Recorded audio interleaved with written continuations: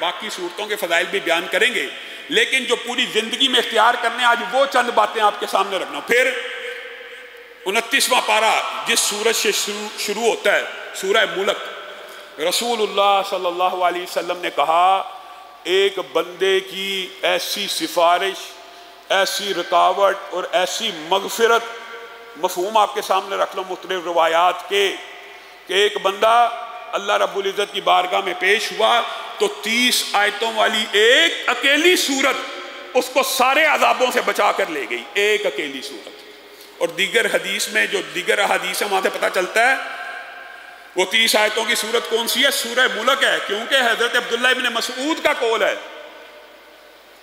کہ وہ سورت جو انسان کو عذاب قبر سے بچاتی ہے وہ کون سی ہے؟ سورہ ملک۔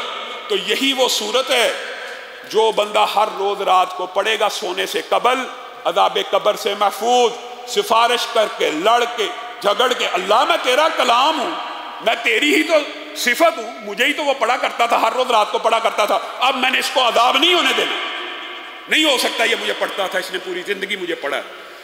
اسی لیے اس کو سورت مانعہ بھی کہتے تھے کہ رکاوٹ ڈال دینے والی عذاب کے درمیان اپنی زندگی میں اس کے اوپر مداومت کیجئے۔ یہ وظائف کوئی بڑے لمبے چوڑے نہیں ہیں، نہ وقت زیادہ لگتا، صرف ٹریننگ کی ضرورت ہے، صرف یاد کرنے کی ضرورت ہے۔